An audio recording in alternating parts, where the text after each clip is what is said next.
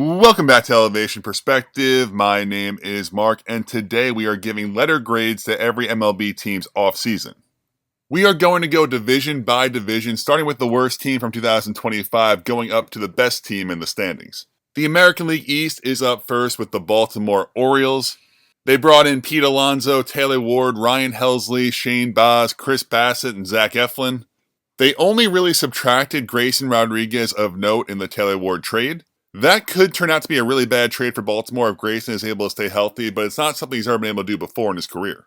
I'm going to give the Orioles a B+. It was a really strong offseason for Baltimore. A 40-homer bat in Pete Alonso, a 30-homer bat in Taylor Ward, an all-star closer Ryan Helsley with some good starting pitching depth. Pretty solid job. It just felt like to me they had to do a little bit better at the top of the rotation. They had to get a Framber Valdez or a Freddie Peralta. They didn't do it, so I'll give them a B+. The Rays up next here had lots of moving parts going in and out. They brought in Gavin Lux, Jacob Melton, Nick Martinez, Cedric Mullins, and Steven Matz, along with a plethora of prospects while sending out Brandon Lau, Josh Lowe, Shane Baz, Mason Montgomery, and Jake Magnum. I'm going to go a C- for the Rays. I think Jacob Melton is an intriguing player, and they got some nice prospect capital back in the Shane Baz trade with the Orioles, but it does feel like a lot more talent went out than came in this winter. The Red Sox are up next. They brought in Wilson Contreras, Sonny Gray, Ranger Suarez, Caleb Durbin, and Johan Oviedo, while only really losing Alex Bregman of note. I'm going to go B+ for the Red Sox here. Ranger Suarez and Sonny Gray really solidify this rotation behind Garrett Crochet, and I think there's a good chance Wilson Contreras replicates the production they're losing out with Alex Bregman. Caleb Durbin is a solid everyday player, but I think they do still feel a bat short, and the bullpen looks pretty thin.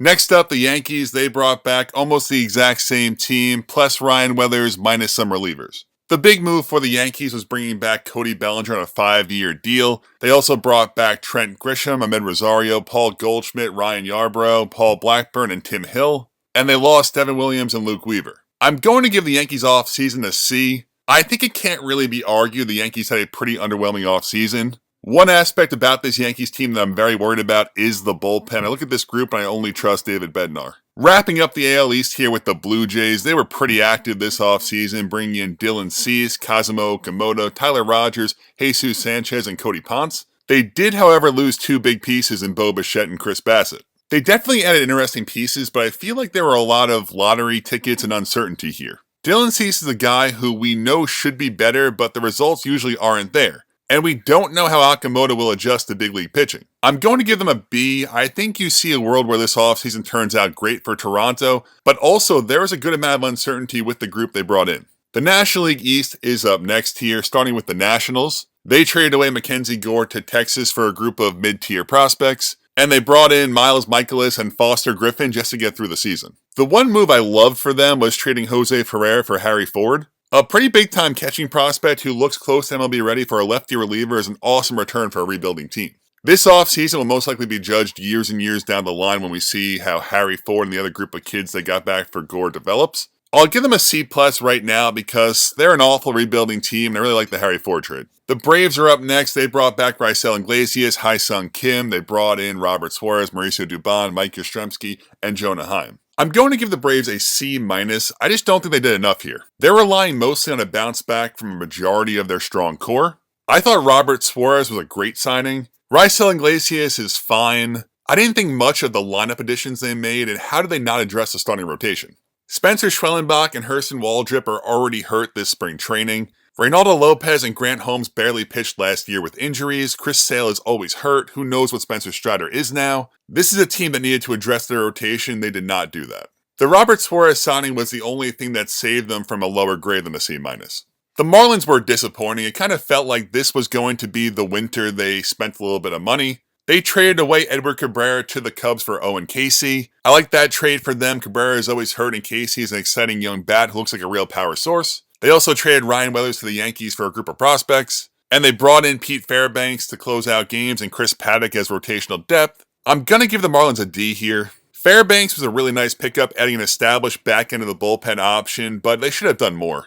The Marlins had a really strong second half and have some really exciting young arms coming up through their farm. But with this lineup and with this bullpen, to me at least, it feels like their ceiling is around 500. The Mets are up next. They had a whole roster turnover after missing the playoffs, and they really shook things up. The departures were Pete Alonso, Edwin Diaz, Brandon Nimmo, and Jeff McNeil. The additions were Bo Bichette, Freddie Peralta, Devin Williams, Jorge Polanco, Marcus Semien, Luis Robert Jr., Tobias Myers, and Luke Weaver. I'm going to give the Mets an A- here. I think they did well with the Brandon Nimmo trade, moving a player with 5 years left on a pretty bad contract to get back Marcus Semien, an older player but a Gold Glove caliber second baseman. They're going to miss Pete Alonso's power for sure, but I think they were in the right to not give him 5 years, and replacing him in the lineup with Bo Bichette, Jorge Polanco, and Luis Robert Jr. should really lengthen things out for the Mets. They also addressed their starting rotation by bringing in Freddie Peralta, one of the top 15 or so pitchers in baseball. My only critique of the Mets offseason was Edwin Diaz. They lost the best closer in baseball to what will most likely be their greatest competition, the Dodgers. Now, if Devin Williams goes back to his Brewers days, Diaz will not be heavily missed, but that's a big if, and losing Diaz will most likely be a big blow. The Phillies are running it back once again. They brought back Kyle Schwarber and JT Realmuto. They made some small additions with Adolis Garcia and Brad Keller, and they lost Nick Castellanos, Matt Strahm, and the big blow was Ranger Suarez. I'm going to give the Phillies a C-, mostly because they brought back Kyle Schwarber. I think this lineup after the top 3 is very underwhelming. I think Aaron Nola, Taijuan Walker, and Andrew Painter sounds like a really dangerous bottom 3 guys in the rotation. The Phillies do have a very strong bullpen, but not much depth at all in the lineup or rotation. Over to the American League Central next, starting things off with the Chicago White Sox. The White Sox were pretty active, bringing in Munetaka Murakami, Seranthony Dominguez, Austin Hayes, Jordan Hicks, and Sean Newcomb. I did hate the Luis Robert Jr. trade for the White Sox. I don't think Luis Angel Acuna can hit Major League pitching, and trading one of your most valuable assets in Robert when his value was at its lowest was a mistake. I'm still going to give the White Sox a B, though. I think they did a decent job of adding veterans and interesting pieces to their group. They have an outside shot of being competitive in 2026, or they can be very active at the trade deadline and keep building up their farm system. The Twins are up next. They just get a straight-up F. They opted to hold on to Joe Ryan and Pablo Lopez when it seemed like both arms were in very high demand this winter. They added Josh Bell and Victor Caratini to the group for no explainable reason. The bullpen for this team is absolutely dreadful after moving Duran, Jackson, Varland at the deadline last year. I'm fine with a team not blowing it up, but then you have to add talent. You can't just run back a 70-win team and expect a different result. The Royals made some small moves. They got Isaac Collins, Lane Thomas, Matt Strahm, and Nick Mears. A couple of interesting relievers and a couple of fourth outfielders. That's going to get the Royals a D grade. The Royals have a pretty solid roster right now, but this team desperately needed a big bat. The 5 to 9 spots in this lineup are either bad hitters or total unknowns right now. If this team did secure a hardly order bat this offseason, I feel like it would have changed their entire outlook. The Tigers brought back Gleyber Torres and Kyle Finnegan. They also brought in Justin Verlander, Kenley Jansen, and the big move here was Framber Valdez. I'm going to give the Tigers a B+. I really don't love that they didn't make any changes to their offense. They do have a couple of top prospects that are pretty close to the big leagues, but you couldn't find anyone in the trade or free agency market to improve this lineup. The B+ grade is heavily carried by Framber Valdez. I thought that was a great signing and will change the way we look at this team in the 2026 postseason. The Guardians also get a pretty comfortable F from me here. The only real move of note was bringing in Sean Armstrong. This team played way over their heads and pulled off an insane second half run to make the playoffs, and they opted to do nothing this winter to back that up. They somehow got Jose Ramirez to sign another bad contract this winter also. Unfortunately, it feels like Ramirez won't play many meaningful games in the last few years of his prime. Over to the National League Central now, starting things off with the Pirates, and they tried this offseason, bringing in Brandon Lau, Ryan O'Hearn, Marcell Ozuna, and Gregory Soto. The Pirates lineup is competent, the rotation is good, but the bullpen still feels pretty weak to me. These are second or third tier additions the Pirates made to their team this winter, but they made the group better. I'm going to give the Pirates a B+. Did they do enough to contend for a playoff spot? Probably not, but I feel like they put themselves in a position to at least be competitive. And I think that's all Paul Skeens and many Pirates fans were asking for. The Cardinals up next with Chaim Bloom officially taking over this winter. They finally waved the white flag and blew up their roster, trading Wilson Contreras, Sonny Gray, Brendan Donovan, Nolan Arenado for a big plethora of prospects in return. I'm going to give the Cardinals a B here. You never know how these prospects will develop, but it was time for the Cardinals to take this path. It seems like they did pretty well in the prospect return by taking on most of the salaries of the players they traded away. This also opens up many paths for the Cardinals' young players to get playing time. The Reds brought in Eugenio Suarez, JJ Bleday, and re-signed their closer Emilio Pagan. I'm going to give the Reds a B. I love the reunion with Eugenio Suarez. I think Great American Ballpark will quiet a lot of the concerns people have about his profile. Emilio Pagan had a great year, and it was pretty important for their back end of the bullpen to bring him back, but it feels like they probably could have done more. The Reds have a very crowded depth chart, but not many special or difference-making players. They have a really good rotation and a pretty thin bullpen. I just would have liked to see them do a little bit more. The Cubs brought in Alex Bregman, Edward Cabrera, Phil Maytown, and Hunter Harvey, and they lost Kyle Tucker. I'm going to give the Cubs a B. They made some aggressive moves, but I really didn't love their offseason. I've talked about this before on the channel, but I really hate the Alex Bregman fit in Wrigley. His offensive profile, I just don't really see that working out great, and he's a clear downgrade to Kyle Tucker, who they had last year, who he's replacing. And I'm not an Edward Cabrera guy. He's got electric stuff with one of the most extensive injury histories you're going to find on a pitcher. Whatever the innings number is set on Cabrera, probably 130-ish or so, I'm going to take the under.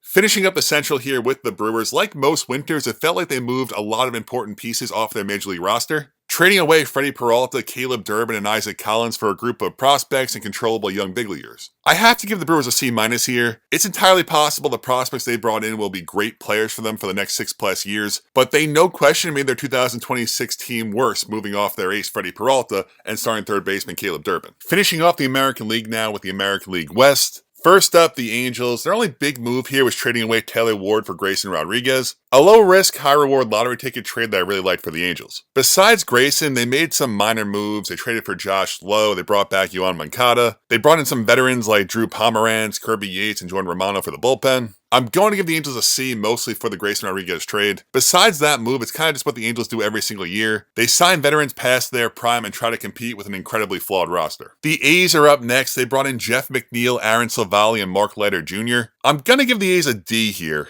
They had some real positive momentum as they look to eventually move to Las Vegas. They have used a lot of their money recently on re-signing their own guys to extensions. I just would have liked to see them invest in their pitching, both in the rotation and the bullpen, more. I love this A's lineup. It feels like to me they're only a few arms away from contending for a playoff spot. The Rangers brought in Mackenzie Gore, Brandon Nimmo, and Danny Jansen, and they traded away Marcus Semien and let Adolis Garcia and Jonah Heim walk. I'm going to give the Rangers a B. If they're able to unlock Mackenzie Gore and help him find consistency, that could be a game changer for sure. And Brandon Nimmo definitely makes this team better in 2026. This team does have a high ceiling if the pitching stays healthy and productive, but I think they'll be around a 500 team again in 2026. The Astros brought in Tatsuya Imai and Mike Burrows, while of course losing their ace, Framber Valdez. I'm going to give the Astros a B. I like Mike Burrows as a strong floor option, a mid to back end of the rotation guy with upside. And I think Tatsuya Imai is a total wild card, but has big time potential. I thought they brought in a good combination of floor and ceiling to help replace Framber Valdez,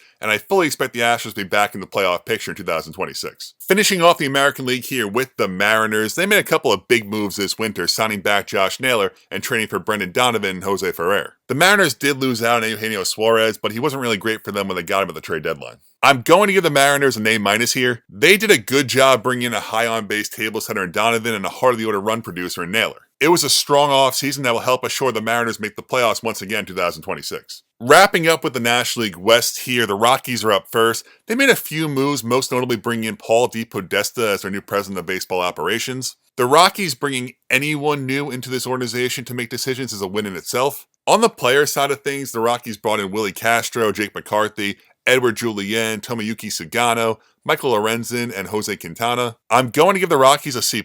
For the front office change and bring in some quality big league players who should help the young players grow and develop and will be able to be moved to the trade deadline. The Diamondbacks brought back Zach Gallen and Merrill Kelly, and they brought in Nolan Arenado and Michael Soroka. I'm going to give the Diamondbacks a C+.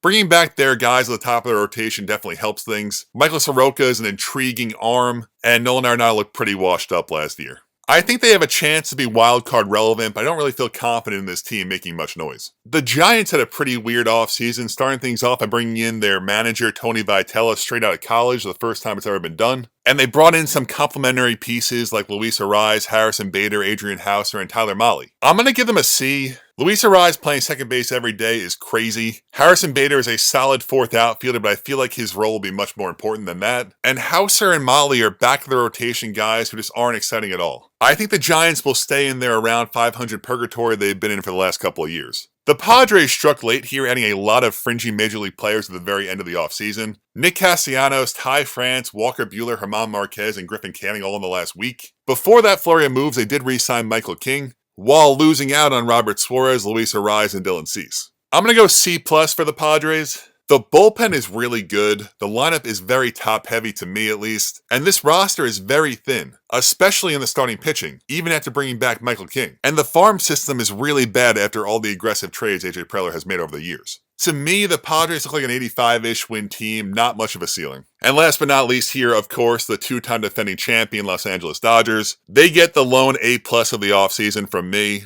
I mean, how could they not? They had 2 holes on their roster. They needed a corner outfielder and a closing pitcher. They addressed those 2 by getting the best position player on the free agency market in Kyle Tucker, and the best closing pitcher in free agency and possibly the entire sport in Edwin Diaz. There's not much more to say here. The Dodgers have fully positioned themselves to be the heavy favorite to win the World Series for the 3rd consecutive year in 2026. And those are my grades for the Major League Baseball offseason. If you like this video, please hit subscribe. Thank you so much for watching and have a great day.